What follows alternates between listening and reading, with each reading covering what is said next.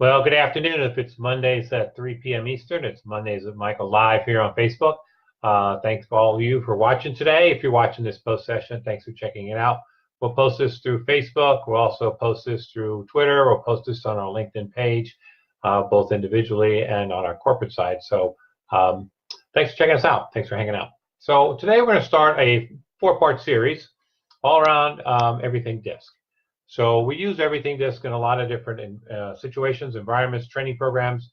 We do it for team building. We do it for understanding each other, how to communicate better. We do it in leadership. We do it in sales training. We do it in supervisory skills training. So we kind of do a lot of DiSC. It's kind of in our blood. We sell DiSC. We actually certify folks in DiSC. And then we actually deliver DiSC training. We do that training in the classroom. Sometimes we do that training online with our clients. So if you're interested, I'm happy to let you take a copy of the Everything DiSC Workplace, which I'll be working with today. You can take that assessment for free. Just send me a message in the message area, whatever platform you're seeing this on, and I'll send you a link to take the assessment, and I'll also offer to debrief the results with you so you can see where you fall on the map. What does that mean for you? So today we're going to talk about the DiSC style. But before we start talking about that, a little commercial for you, because we do have commercials along the way. We'll be doing another webinar, one of our free webinars on June 4th, 3 p.m. Eastern Time. It's all about hiring. How do you make better hiring decisions? How do you make quicker hiring decisions? How do you get more information before you make a hiring decision? And how can you ensure that the person that you're about to hire is best suited for the job that you're about to hire him to? So we'll do a whole webinar, our webinar on the PXT Select product. I'll put a link in the message here where you're seeing this video. It's a free 1 hour, and after the hour, if you like what you hear and see, you're willing to, I'll be happy to give you a sample of the assessment to take for yourself, so you can kind of walk through the process of one of your prospects or candidates may go through and see what you think of the assessment. So just let me know. Sign up for the webinar, check that out. But today we're going to talk about the D behavioral style. We're going to talk about it in several different formats. We're going to talk about D as a coworker. We're going to talk about D as your boss. We're going to talk about D as a customer, and then we're going to talk about you, and you being a D style.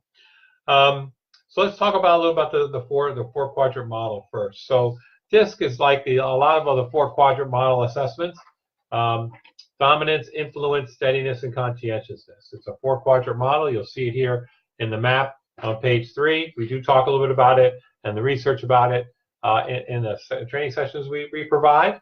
But it's a standard 4 quadrant module. So today we're going to talk about the D style or dominant style. So I'm going to give you some general information about the D style. Then we're going to talk about the different approaches based on the job function you have and the job function that you have when interacting with others in the workplace. So the D style really has 3 priorities at work. Their first priority is results. They really want to get things done, and they really want to get things done quickly. They're very goal-oriented. Bigger goals, the better. The bigger challenges, the better. The more challenges, the better. So D's really like challenges, but they also want results. They want to get the job done. They want to get it done quickly, and that's why their second priority is action. They want to get something done. They don't mind chit-chatting a little bit about it, but that's got to be a quick conversation. They really want to get something done. They want to get it done quickly. And the other thing is challenging the status quo. So their third priority is challenge. So they may challenge a team decision just because they feel their idea is better, and they'll tell you why that idea is better. They also like the concept of debate. They'll take the other side just to take the other side. In a social setting, these will argue literally about anything, about how fast the grass is growing on a Saturday night. They just like the debate. In the workplace, sometimes that debate can be a little overwhelming or can be a bit intimidating. If you ask D's, they'll tell you they're probably not trying to hurt anyone's feelings. They just want to make sure they get their point across. They want to make sure the job gets done, and the job gets done quickly. And so those are your D teammates. And you may know some of these folks in the workplace. They tend to stand out. They tend to be quite vocal. So let's talk about D as your boss. So if you have a boss and your boss is D, very assertive, very aggressive, really wants to charge forward, how do you approach a D boss? Well, a couple of tips for you. First of all, when you're approaching a D boss, you'll know that this is not going to be a very long conversation. This is going to be a very short conversation. You're going to get in, you're going to get out. You're going to speak your piece. You may share an idea. And most of the time, the boss is going to tell you yes, no, either way. They're going to tell you, yeah, it's a great idea. Let's go for it. Or they may say, nope, this is not going to work. And they may or may not even give you a reason why. But they're going to be quick in their decision most of the time. They're not into a lot of the small talk, chit chat. They're probably not going to ask you to sit down in their office to have a conversation or even grab a cup of coffee. It's not really their style per se. So be aware of that, especially if you're one of the other three styles. They tend to be less talkative and more action-oriented. So that's if a D is your boss. Now, if a D is your customer, we have a lot of customers who are a D. And we try to identify our customers when we can so we kind of know who they are. But our D customers like to get to the point quickly. Though they like talking about training, they're really bottom line oriented. They want to know how much the training's going to cost, where, how do you want the room set up. They want all the logistics, but they want to make sure that they close the deal fairly quickly, and they want to make sure that you really know your stuff. So it's very important when you're conversing with a D customer is that it's a short conversation, it's to the point, you have your facts all lined up, and you keep the emotion out of the conversation. You're just talking about details, So it's a quick conversation. And again, as we go through this 4-quadrant model over the next 3 weeks, you'll see that depending on the customer you're interacting with, you're going to have to adapt your sales or customer service approach. When we do use DiSC in selling, we really work with salespeople to tailor their approach. When we talk about D customers, it's got to be fact-driven, it's got to be to the point, it's got to be quick, you got to leave the emotion out of it. Because if you get too emotional, get the emotion in it, they're probably going to turn off and they're going to go on to the next vendor. So it's very, very, very important. So the last piece of this puzzle today is about you. So if you ended up on the D map, within the assessment, you're going to get a nice narrative about your style. We talk about that in the assessment, and we talk about that in the program. You will get some tips on how to work with each of the 4 styles, how you react to the 4 styles, and how you actually interact and better communicate with the 4 styles. That's a big part of the program. Is if I'm a D and you're an I, or if I'm a D and you're an S, what do I need to do, me personally, to better interact with you? Because part of the learning of the DiSC model is the learning when I need to adapt my behavior based on the needs of the situation. And if I'm being too D as a teammate or a boss, am I a person getting in the way of the team making good decisions?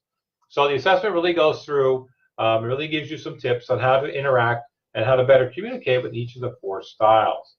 But we get to a place in the assessment, we get to a place in the program, or if I'm using DiSC in the coaching program, we get to a place where our D customers, our D participants really need to try some new things.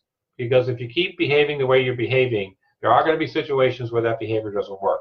So what are the action items that I'm going to work on as a D teammate, boss in the organization to best work better together with the other folks? So my advice to a D coworker is that sometimes you're going to need to tone it down a little bit.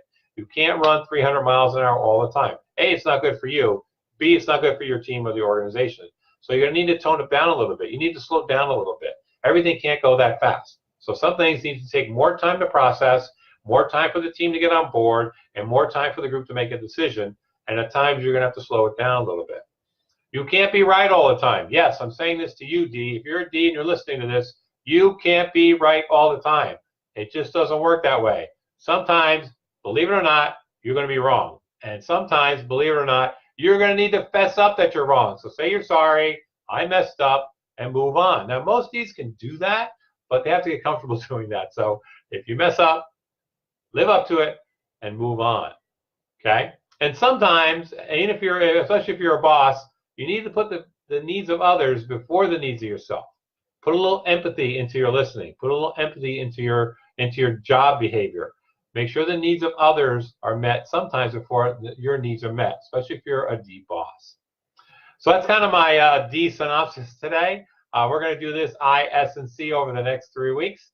So hope you come in and join us, and we'll post this video back up on all our social media channels so you can check it out. We'll use it as a reference.